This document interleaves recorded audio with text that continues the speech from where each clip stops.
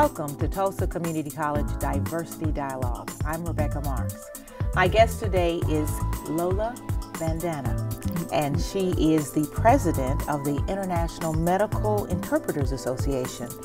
Lola, I'd first like to know, what is the difference between translation and interpretation? Basically, translation is the written form, while interpretation is the verbal or oral form of, the language transfer. And one very important point that we always want to make here is that the competencies and skills from a translator and an interpreter are different. So because you are a translator, that doesn't mean that you can do interpretation and vice versa. Of course, you have professionals that are able to do both as long as they have the training and the skills to do both. Now, when you say they can do both if they have the training, what training is necessary? Well, for interpreting, there is no standardized training, but there is, for example, in the US, there is a recommended training that at least 40 to 60 hours of training that gives you specific skills related to the verbal interpretation. It gives you, code of ethics, consecutive interpreting skills, side translation. This is specific for the verbal version for interpreting, while when you are training as a translator, you learn about the theory and you learn about translational skills, about research skills, the use of CAT tools, which are specific software that you use to create, for example, translation memories, which you don't need when you are interpreting. So it is, both are language professions, but they are not necessarily the same. Now, why is it important to be a member of IMIA? Well, if I can first give a little bit of feedback of why IMIA is, it's basically the oldest and largest medical interpretation organization in the world. We have over 2,000 members representing 70 different languages. And we have representation all across the US and also across different continents. We have over 10 different international reps that are working to disseminate the work of IMIA. So it is basically the main association related to medical interpreting, where the interpreters will go and support the mission of professionalization of medical interpreters. Also, there are concrete benefits for the interpreters at becoming members of IMIA. For instance, interpreters get listed on the medical interpreting directory. That way they can have access to jobs. They also receive notifications about potential job opportunities, about trainings coming up, professional development activities. They get discounts at the different IMIA events. For example, the IMIA conference, which is the largest interpreting event. They get discounts for terminology boot camps or for the different events that we create. They also have the opportunity to work in the different committees, in the different divisions of the organization, participate through listservs. So it is they receive a lot of benefits by becoming members of the organization, participate in free webinars that are allow them to collect CEUs for their potential certification. Continuing training. Exactly. So tell me then, Lola, the code of ethics. This is basically a real big important part of your organization, is that you just don't have people out there interpreting and translating, but they have a code of ethics that they must hold to a high standard. Absolutely, and the IMIA Code of Ethics is one of the very first code of ethics developed for interpreters. Right now it is translated into 12 different languages, I believe, and interpreters do abide by the Code of Ethics in order to be members of the association. And this is essential part of a professional, to have a Code of Ethics. That is a part of the next question, the role and the professionalism. In the process of professionalization, and there are certain specific key points in the process of professionalization, and we can mention 4 of them. For instance, belonging to a professional organization is one of them. Certification as a professional, standardized training, and participation in professional development. These 4 elements are standard across not only the profession of interpreting, but also across other professions as well. So we can see how teachers develop, social workers, and they went all through that same process in order to professionalize, in order to stop being, a vocation and becoming a profession. So IMIA has been working to promote actually in the 4 of those areas, promoting training, promoting certification. Actually, IMIA was one of the founders, together with Language Line Services, of the National Board of Certification for Medical Interpreters that came out in 2009. And also professional development. We do constantly webinars and seminars. That person could workshops. hone up on their on their skills, excuse me. Exactly. Now, the fact that you are dealing with medical interpretation, that adds a caveat that can be very difficult. Absolutely. And this is why medical interpreters require additional training in order to familiarize themselves also with medical terminology. IMIA had a couple of years ago a survey asking which are the skills actually that you are using the most. And most interpreters responded that they really needed help with the medical terminology, and this is something that they use on a regular basis. It is very challenging, especially when you work in different sectors within the medical community. Very few interpreters will be dedicated just to mental health or just to oncology. So imagine like it takes a long time to familiarize yourself with terms in all the different areas. Wow. So the interpreter may actually accompany the patient in with the doctor? Absolutely, that's basically it's the medical encounter. The doctor will be with the patient, and the interpreter is there to assist in the communication, basically. So it's a triad that the interpreter is going to repeat exactly what the doctor says, or the patient says back to the doctor. Now, earlier you said you represent the organization that you all represent over 70 different languages. This is not just a Hispanic, but it encompasses 70 different languages. Could you expound upon that? Yes, absolutely. In the past, the Spanish used to be and still the largest language represented in the U.S. However, with the immigration patterns and several changes that are happening, the populations are constantly expanding. And to give you an example, I believe last year in early 2010, New York passed a law to enforce that all city material needed to be translated into 6 languages that they are using. So the languages vary according to the regions as well. And certain hospital needs to work with 50 different languages, which poses an extra challenge, because with languages of lesser diffusion, it is very difficult to have an interpreter that has the required qualifications. For example, the training. You have to have the interpreter motivated enough to go through the whole process of training and testing and work to be on a register. So when they have to work in languages such as Amharic or Twi or Tigrinya, the demand is less, of course, than the most common languages, and then it is very difficult to secure a professional interpreter in those languages. So it is very difficult to keep such an array of interpreters on your roster. Absolutely. So do you do a lot of traveling and recruiting? So actually, IMIA, what it does is we have the directory of members, could be interpreters in any language, basically, but we don't hire interpreters. We just have the directory as members of the association. Organizations that hire interpreters, we have a division for them, it's called the Interpreting Services Provider Division. They may go to the directory and search for interpreters in a particular language. Many of these interpreters work on a freelance basis, and they may work for more than one organization at a time. So they work not only with one hospital, they may work with one hospital, with a private agency, and with a governmental organization at the same time. Okay. Now, where are you located at? I'm from Toronto, Canada. Okay, and so you oversee globally? Well, basically, IMIA is an international organization, and it was founded it came out of Boston, in Massachusetts, but it is expanding internationally as well. So I work from Toronto, and we have representatives in many different states in the U.S. We have over 30 different states with representation. We do have a representative here in Oklahoma, Tina Peña, and we do have representatives in different countries, including, well, we have a representative in Canada, Brazil, the UK, South Africa, Japan, India, China. So we do have representation all over the place. Well, we will be running your information. So if those that are interested in becoming an interpreter and translator, because that's very important, because I know that with your roster, it grows and grows, the need.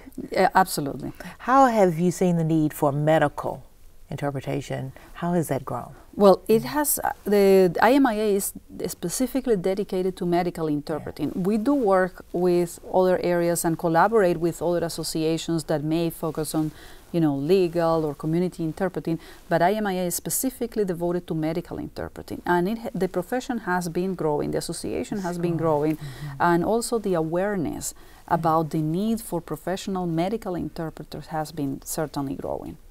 So a doctor, would they contact your services to have for different patients that they have? Well, the doctor will not contact IMIA to contract services because we are not a service provider, but we do have in our list members that are service providers, and they can go to that directory.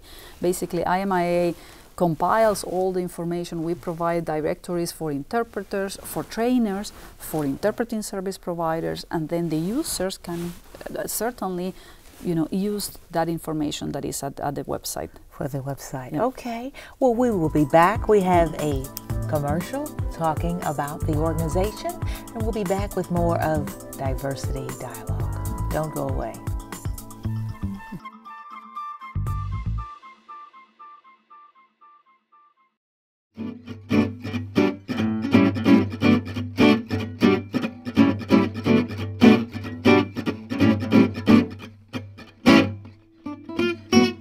¿Alguna vez has tenido problemas de comunicación en el hospital?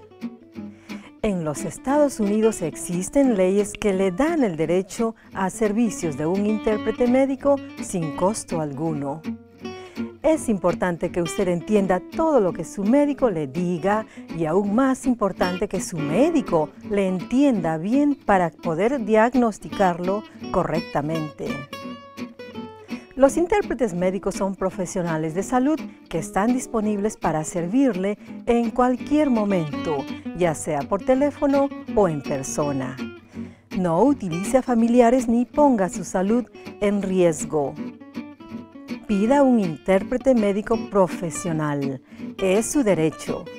Este mensaje fue traído por la Asociación Internacional de Intérpretes Médicos.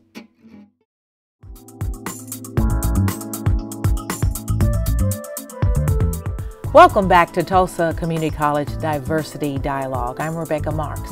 My guest is Lola Bendana. She is the president of the International Medical Interpreters Association. Continuing in our questions, tell me, what are the competencies and skills necessary to become a professional interpreter? Okay, so I would say the very basic competency will be the linguistic competency, which means mastery of both languages. And it's not just the knowledge of two languages. Being bilingual doesn't mean that you can do an interpretation. You really need to have high linguistic skills in order to be an interpreter, because you may need to work at different registers of the language, which means at different levels of the language. Also, within the linguistic skills, you need to have terminology knowledge. You need to know the specific field that you are working on. It's not only knowing the language, as I said. Besides the linguistic skills, the interpreter also needs interpreting skills. Interpreting skills is the capacity to transfer the information from one language to the other. And this requires a specific cognitive process that is very, very specific and requires training. It's not something that you can do, just because you know the languages. Again, there are certain skills that are necessary in order to have that interpreting. Those interpreting skills, for example, practices of an attentive listening, memory development, all those skills are certainly necessary to be an effective interpreter. Now, as a medical interpreter, I would say you need to take home a medical dictionary. Is that correct? Often Absolutely. You constantly need to be upgrading your knowledge and updating on the terminology. It is practically impossible for an interpreting to know all the medical terminology that a doctor will have, for example. They went through 7 years of post-secondary education, and the interpreter cannot just show to any kind of assignment and know it all. So they constantly need to know what the assignment is about, and this is also why it's really important, the client education, and for them to provide information about the encounter. This encounter is about oncology. This encounter is about dentistry. That way the interpreting can do additional research in case he or she is not familiar with that particular terminology. or that particular area. So they also may need to hone up their skills as far as pharmacology. Absolutely. Any area, and some of these interpreters not only work in the medical field, but at the same time, if they are freelancers, they may work in the legal sector, they may work in domestic violence, That's they may work extensive. in social services, Yes. in education, and for each of those areas, they need to educate themselves and to learn about, what they are going to be interpreting about. So interpreters need to constantly study and educate themselves about the task at hand. It is a full-time job. Absolutely. It's a full-time job. And that's why the next competency that is required is the research and technical competency. They need to know how to research, because if not, they can spend 8 hours just researching for 1-2 hour assignment. They need to have the tools available and know how to do it. That is, I mean, it's mind-boggling to think that they're almost taking the role as the doctor in interpreting, and as you said, those skills that are needed to able to express what that patient really wants to say to the doctor, because I know I'm a kind of a difficult patient. So what does the interpreter do if they can't really tell you, okay, where does it hurt? What's going on? Well, the interpreting is supposed to transfer exactly the information and the feeling that the patient is, conveying the doctor. So if the patient is being difficult and just conveying one short sentence, that's all the interpreter will do, and the doctor will ask for clarifications if necessary, or the interpreter may be the one asking for clarification. So basically, it is there to interpret. Wow, that's very difficult. Tell me, what are some of the dangers of not working with a professional interpreter? Well, there are several dangers, actually. I would say the first one would be having the patient at risk. There are many, many cases that have demonstrated that it is very risky when you use family members, when you use staff from a hospital, even a nurse, for example, or a doctor. They are not interpreters. They have their own profession. They should not be interpreting. There was a study back in 2003 that went through several encounters of doctor, patient, and an ad hoc interpreter, one that is not a professional interpreter. On average, there were 31 mistakes per encounter. And from those mistakes, 70% of them could have had clinical consequences. So it is extremely dangerous for the patient to have an ad hoc interpreter, and even worse, a family member, not to mention the kids. Like there are cases that, the children have been involved in the, interpreting for the parents. That would be the last thing that, you can certainly do. Of course, there are also some other, risks and dangers associated and problems associated with the use of non-professional interpreters. If we can see it from the financial perspective, for instance, it is way more expensive for a hospital to go through 10 different tests because they didn't understand what the patient is trying to convey than to hire an interpreter that will be able to convey the message properly. So there are many, many implications, and there are several cases both in the medical sector and in other sectors. To give you an example, about a case that in Spanish that happened in Florida a few years ago, and it's a typical case that is mentioned in all different conferences of the word intoxicated. And this word in Spanish, you can say intoxicado. However, the two words do not mean the same thing, even though there is only one letter difference in there. So when the person called the emergency department and say, I am intoxicated, but he said it in Spanish, they simply decided they understood what he was saying. And actually the results were fatal. He died, and there was a sue, like the $70 million sue. And it's an example how, regretfully, one small misunderstanding can, bring, not to give the whole case because it was a huge case, can have really, really bad consequences. Yes. And in the legal sector, for instance, we were just discussing, a few minutes ago about the case of a gentleman that was in jail for 3 or 4 years before it was identified that he was not guilty. And the only reason he was sent to jail was because the lack of a proper interpretation. Wow. Now, it seems that you also have a job in conveying the message, public message, that you need to use certified interpreters, because as you say, things can happen that are very fatal. Yeah. So how are you getting the message out to the public? Well, it is raising public awareness, and this is one of the roles of IMIA, basically. And as I mentioned before, one of the roles was working in all the different levels of professionalization, including the creation of the national certification and now the promoting and supporting that certification. This one just started back in 2009, but in the future we hope that it's going to be mandatory. So it is a matter of educating the public, educating the clients, educating government, advocating for the profession and making sure that people recognize the importance of a professional interpreter and not necessarily saying, oh, the doctor speaks Spanish, they can do the treatment or they can bring a family member. So I think a lot of work has to be done in terms of raising awareness and raising the bar for the profession. So also in the school system, it would be important to have a certified interpreter in case of health issues for students. Have you had any issues in that area? Well, actually, the area that we work, that we concentrate is medical interpreting, and this is the certification that exists right now. There is no certification for interpreters at the community level. When I refer community interpreters are those that are working in social services, education, but not health legal, as far as medical. But exactly, not necessarily the health or court, because the court has their own, they have their own accreditation. So in those cases, they are not regulated and there is no certification yet. So in the future, again, it's a process. I always use the word yet because I know that we are, working towards improving the. And as awareness is raised in the medical interpreting field, it also has an impact in the other areas of interpretation.